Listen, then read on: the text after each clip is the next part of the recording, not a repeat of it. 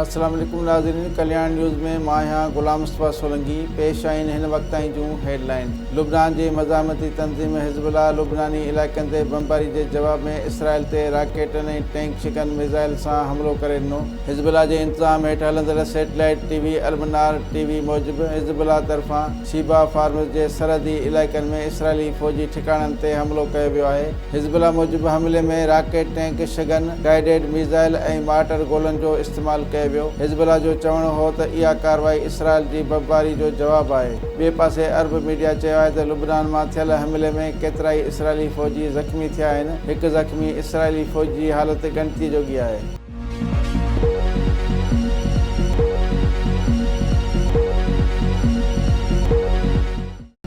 Hamas चयो आहे त हिकु बि फ़लस्तीनी ग़िज़ा न छॾींदो। समूरनि फ़लस्तीनियुनि जो फ़ैसिलो आहे त हू पंहिंजे मुल्क में ई रहंदा। अमेरिकी ऐं इसराइली गठजोड़ खे नाकाम बनाईंदासीं। हमास सरबराह इस्माइल हानिया वाज़े कयो आहे त को बि फ़लस्तीनी मिस्र हिजरत न कंदो। मिस्र असांजो मुस्लिम बरदार मुल्क ऐं मिस्री असांजा भाइर आहिनि, पर मिस्र ॾांहुं लड़पलाण करणु मसइले जो हल न आहे। हिन जो चवणो हो त मिड़नी फ़लस्तीनी जो उहो फ़ैसिलो आहे त हू पंहिंजो मुल्क न छॾींदा ऐं पंहिंजे मुल्क में ई रहंदा। फ़लस्तीनियुनि खां ज़बरदस्ती ज़मीन ख़ाली करण जी कोशिश नाकाम बनाईंदासीं।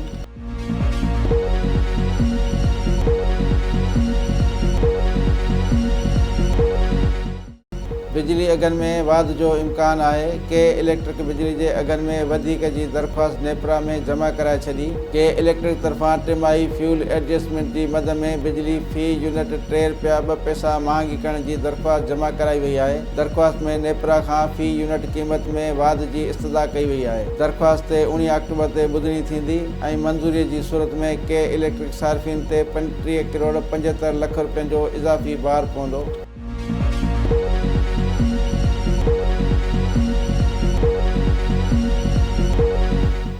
नाज़रीन, ही हुयूं हिन वक्त जूं हेडलाइंस। वधीक ख़बरुनि ऐं अपडेट लाइ ॾिसंदा रहो कल्याण न्यूज़ ऐं असांजो चैनल लाइक ऐं सब्सक्राइब करणु न विसारींदा।